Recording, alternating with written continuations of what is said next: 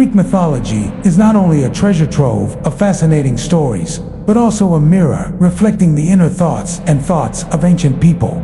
Gods like Zeus, Athena, Hades are not always perfect. They have anger, jealousy, love, and mistakes. This is what makes the gods approachable, easy to understand, even very human. And perhaps that is also the reason why Greek mythology is never out of date. What is special about Greek mythology is the strange intersection between two worlds, the sacred of the gods and the profane of humans. The battles are of cosmic scale, but the causes come from jealousy, love, honor, or fate, very ordinary things.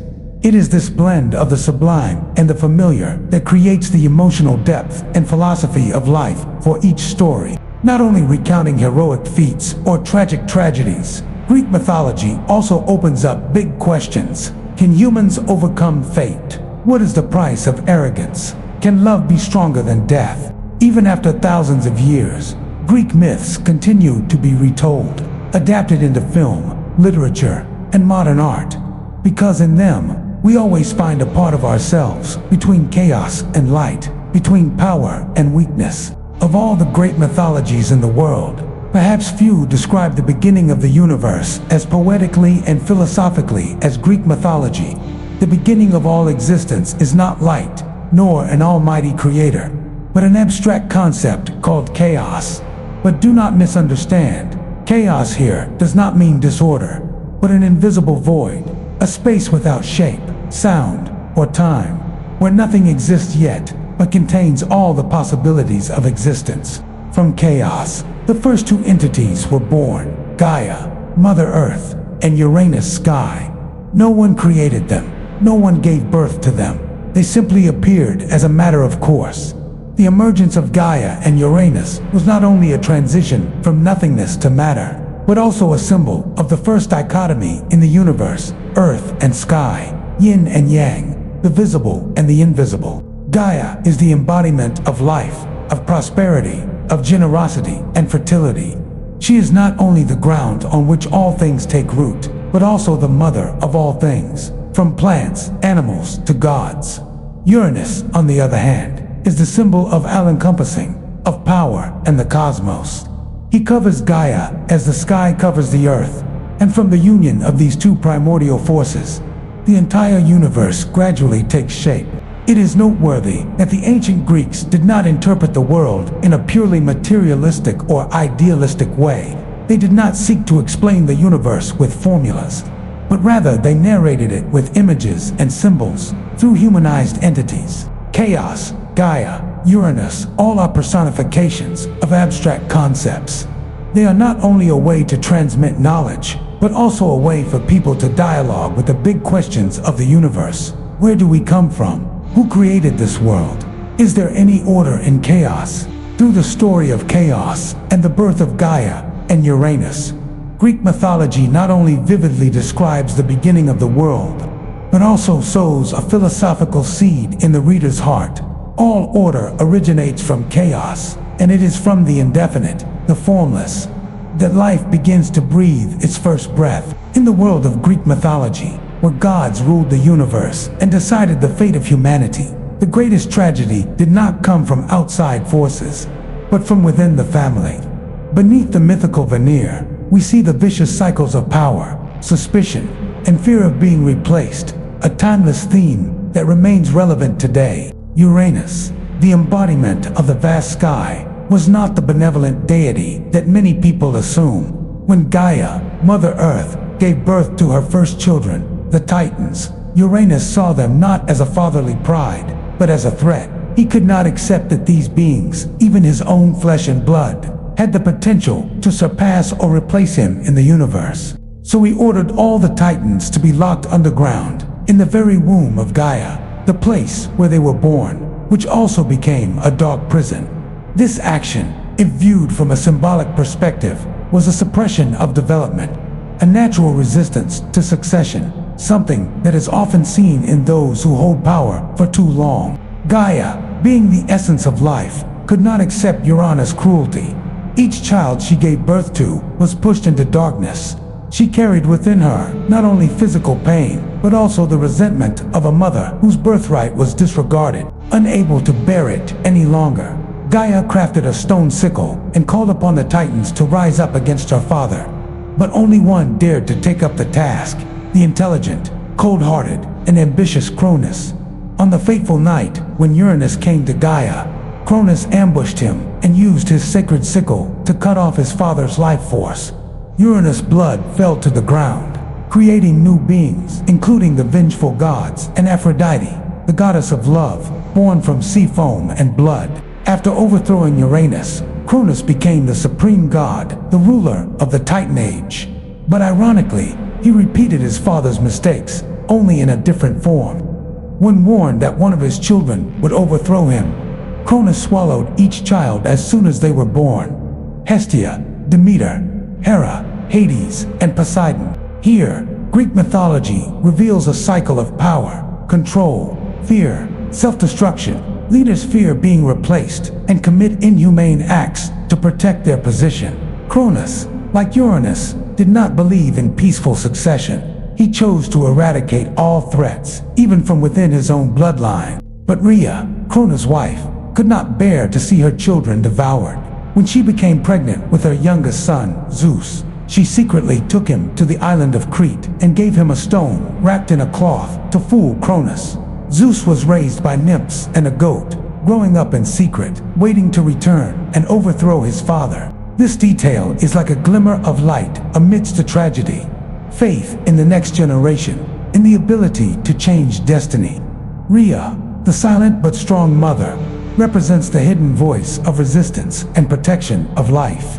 Zeus later returned and freed his siblings from Cronus' womb with a special mixture that caused the Titan to vomit up all of his children. Together, they rose up against Cronus and the Titans, ushering in a new era, the age of the Olympians. But if we think the cycle of power is over, we are mistaken. Even Zeus feared being dethroned. He also tried to intervene in the fate of his children, though not as brutally as his father. But fear of the next generation is always a specter that haunts those in power. If we strip away the myth, we see a profound metaphor for human society. Leaders always want to maintain power, fear being replaced, and from that fear arises control, even destruction. But destiny, or in other words, natural evolution, cannot be stopped forever. Growth, succession, and transfer are inevitable. Those who accept this can retain their greatness in the minds of posterity. Conversely, those who defy this law will create their own tragedy, as did Uranus and Cronus. When Zeus came of age and overthrew Cronus, the tide of Greek mythology entered a new phase. It was no longer the era of primitive gods representing abstract natural phenomena or amorphous, primordial forces. With Zeus and the Olympians, Greek mythology shifted from the mystical to the intimate, from metaphysical symbolism to deeply human stories: love, hate, jealousy, guilt, and redemption. After the bloody war between Zeus and the Titans, known as the Titanomachi, the newly victorious gods divided the power to rule the universe. Zeus became king of the sky, Poseidon ruled the seas, and Hades ruled the underworld. The once disordered realms, the once chaotic forces, were now clearly divided, reflecting the deepest human desire. From chaos comes order. However, this decentralization did not end the conflict. On the contrary, it opened up countless stories of jealousy, competition, and conflict between the gods, beings who seemed omnipotent but were also full of instinctive emotions like humans. Zeus is not just a symbol of thunder and lightning, but also a complex figure of power, justice, and wrongdoing.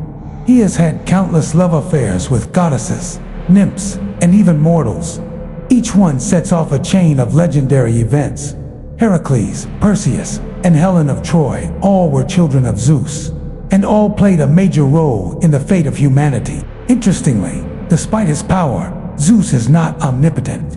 He constantly has to balance between power and emotion, between punishment and mercy. Sometimes he is angry and strikes down traitors, but sometimes he is moved by love, loyalty, or human suffering. This makes Zeus not a purely supernatural force, but a fully human king, powerful and weak, wise and conflicted. The age of the Olympians marked a major change. The gods began to care about humans. They were no longer vague forces far away in the sky, but present in every step, every decision, every battle of mankind. The gods loved humans, were angry with humans, and sometimes jealous of humans. That is why stories like Prometheus stealing fire, Pandora opening the box of misfortunes, or Phaethon riding the sun chariot are not just legends, but reminders of the boundaries between gods and human, of the price of arrogance, curiosity, and the desire to overcome fate. In this period, myths were no longer stories of distant cosmos, but reflections of our own inner selves. We rage, we love, we sacrifice, and sometimes we destroy ourselves out of ambition or jealousy, just like the gods. One of the things that makes the Olympians so timeless is that they have such distinct personalities. Athena, the goddess of wisdom, represents reason, justice, and victory through wisdom rather than force. Ares, the god of war, is the embodiment of blind violence and rage. Aphrodite, the goddess of love, represents passion and beauty, but also the seeds of conflict and division. Hermes, the cunning messenger, represents travel, commerce, and even cunning. Each god is an aspect of human nature, magnified and deified.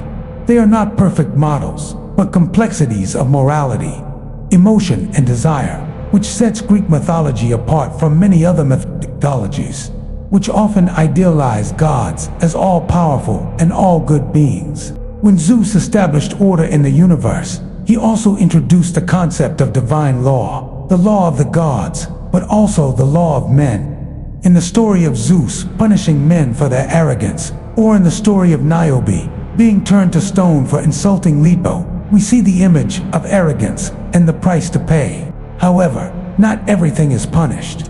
Greek mythology also honors enduring love. Each story is like a small mirror reflecting the values of life, sometimes heroic, sometimes tragic, but always vivid and profound. Not everything is punishable. However, Greek mythology also celebrates enduring love, like the story of Orpheus and Eurydice, bravery, like the journey of Heracles, and the spirit of adventure that transcends boundaries, like the voyage of Jason and the Argonauts.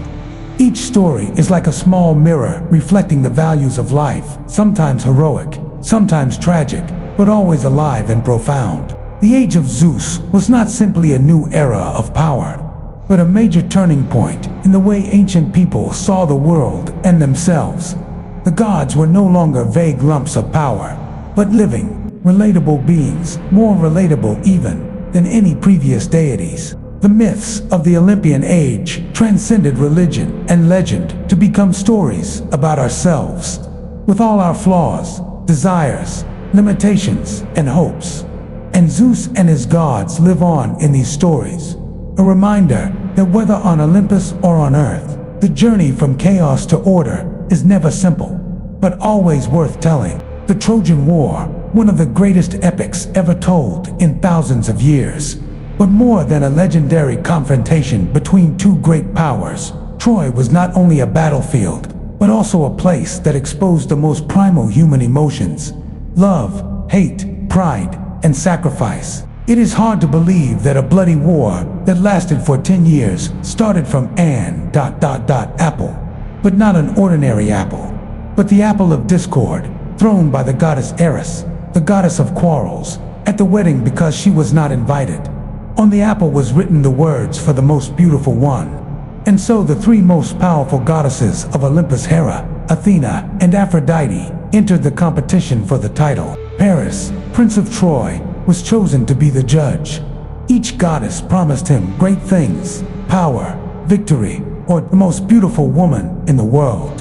Paris chose Aphrodite, and in return, the goddess of love gave him Helen, wife of King Menelaus of Sparta. With this act, Paris not only took away a woman, but also inadvertently ignited an inevitable war, when honor, pride, and the oath to protect Helen forced the Greek kings to take action. Helen, symbol of beauty and destruction. Helen, dubbed the most beautiful woman in the world, is the starting point of all tragedies. But was she really the cause? Or was Helen just a symbol of the things that men of that time were willing to die for?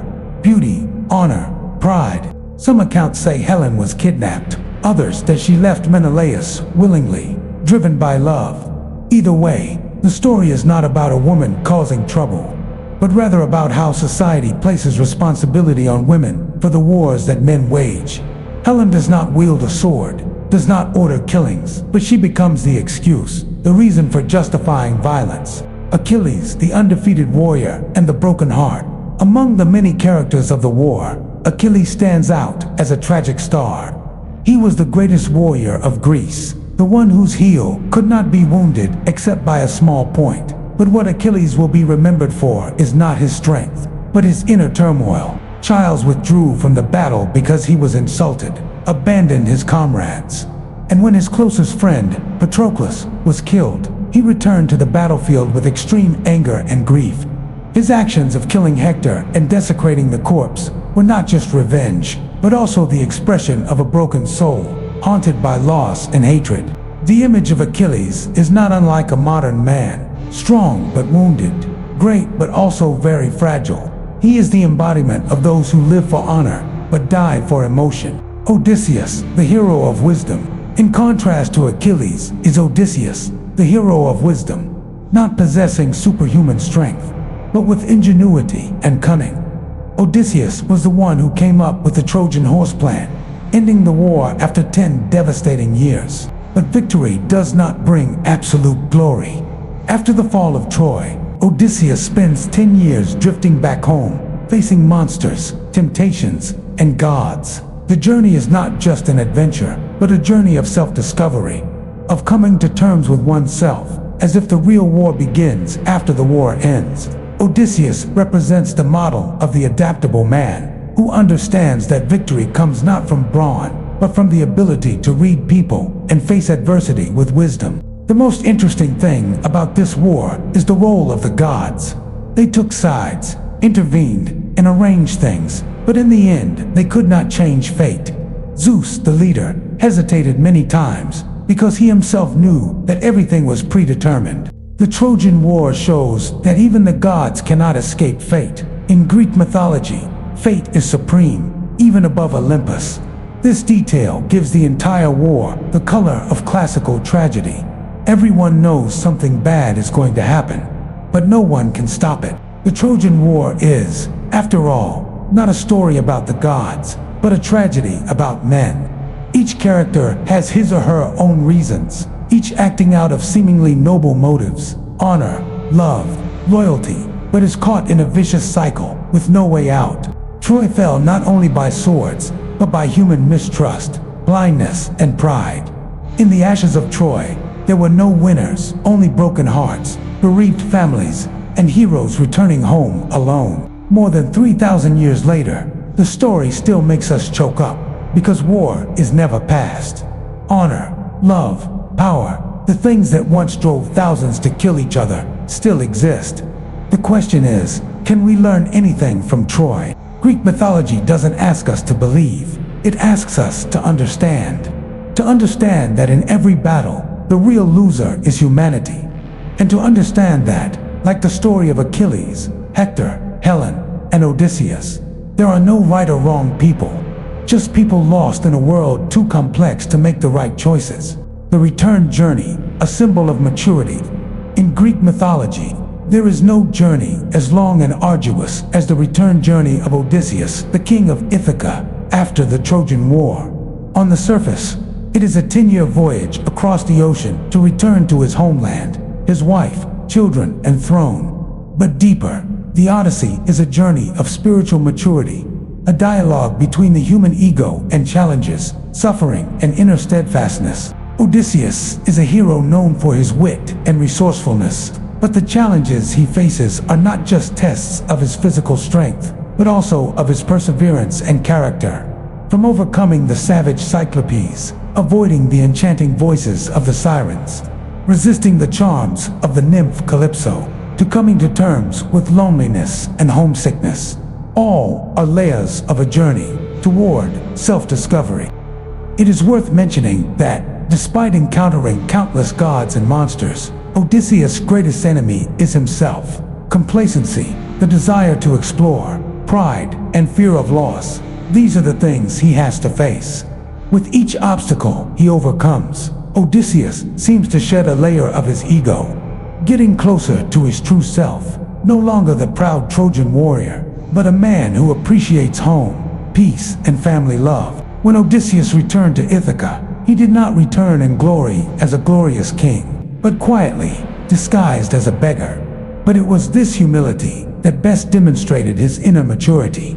The hero of old now understood that power lies not in the sword or in victory, but in preserving the deepest and most lasting values of life. The Odyssey is not only an epic poem, but also a profound metaphor for the journey of each person. Returning, sometimes, is not just returning to a place, but returning to oneself after overcoming all doubts, temptations, and challenges of life. Persephone, the gentle tragedy of separation and reunion. The story of Persephone and Hades is not only one of the most famous myths of Greek mythology, but also a subtle metaphor for the laws of life, loss, grief, and resurrection. Persephone, daughter of Demeter, the goddess of agriculture, was the embodiment of life, the harvest, and spring. She was so beautiful that Hades, the lord of the underworld, fell in love with her and took her as his wife. When Persephone disappeared from the earth, Demeter, in great pain, abandoned all her duties. Plants withered, crops failed, and humanity faced famine and extinction. Faced with this crisis, Zeus was forced to intervene. A deal was struck. Each year, Persephone would return to Earth for a few months, the spring and summer, when flowers bloomed and the land was fertile. Then she would return to Hades, bringing with her the cold and sadness of autumn and winter. On the surface, this is how the ancient Greeks interpreted the changing of the seasons. But deeper down, the story is about the human emotional journey. Persephone's absence is the pain of separation, and her return is the joy of reunion. It's the cycle of every relationship, loving, losing, and learning to accept and find each other again, albeit under different circumstances. The story also shows a very human side of mythology. Gods also know pain, loss, and despair. Demeter is no longer a powerful goddess, but becomes a mother crying helplessly for her child. Persephone is not only the goddess of the harvest, but also the image of a daughter growing up, leaving her mother's arms to enter a new world, accepting a new role, a new destiny. Like many women must grow up. It is in loss that life becomes more precious. Without winter, we would not know how to love spring. Without gloomy days, we would hardly see the meaning of smiling again. Persephone not only brings spring to the world, but also symbolizes hope beyond suffering, that after every winter, flowers still bloom. In Greek mythology, Prometheus is not the most powerful god, nor is he a legendary warrior, but he is a great symbol of wisdom, humanity, and the spirit of rebellion, leaving a deep mark not only in ancient literature, but also in modern philosophy. Prometheus was a titan, part of the ancient generation of gods, but he chose to side with humans, weak and newly created creatures, while the gods on Mount Olympus considered humans inferior and easily manipulated. Prometheus believed in humanity's ability to rise. He not only created humans from clay, but also brought them fire, the symbol of knowledge, of life, and of civilization. That fire is not simply light.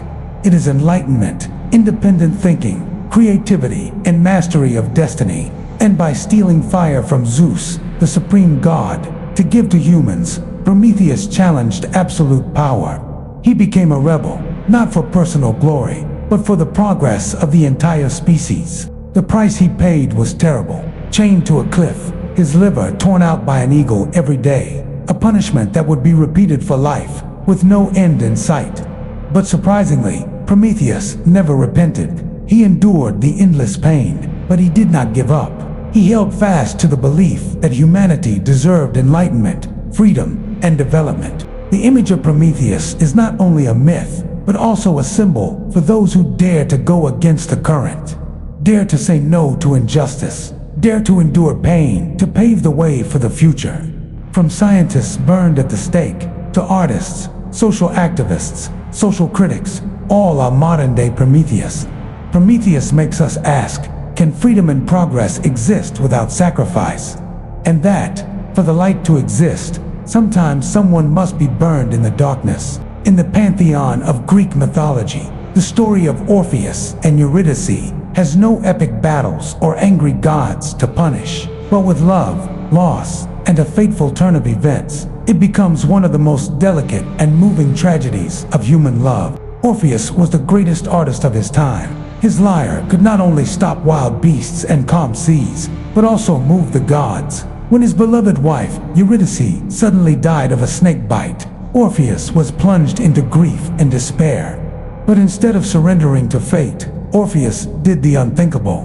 He walked alone into the underworld to reclaim his beloved. His music moved both Hades, lord of the underworld, and Persephone, goddess of death. They agreed to return Eurydice, but on one cruel condition: Orpheus must lead her back to the living world, but not look back until they were both completely free of the underworld. It was a test not of strength, but of faith.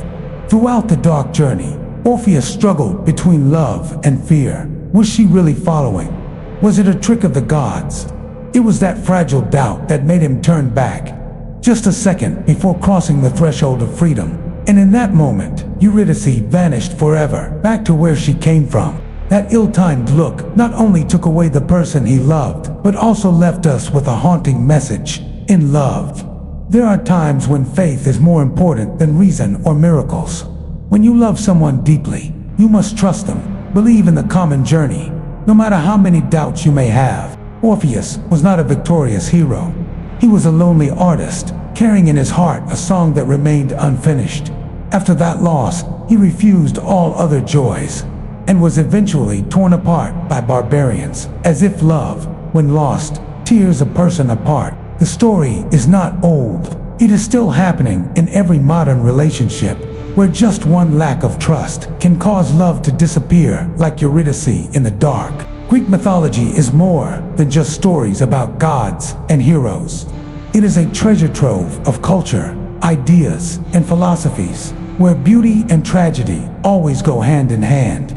Each story is a piece of the giant puzzle of humanity, about the thirst for knowledge, overcoming fate, and the obsession with love, life, and death. If you are looking for stories that are both majestic and deeply human, Greek mythology will always be a treasure trove that never runs out.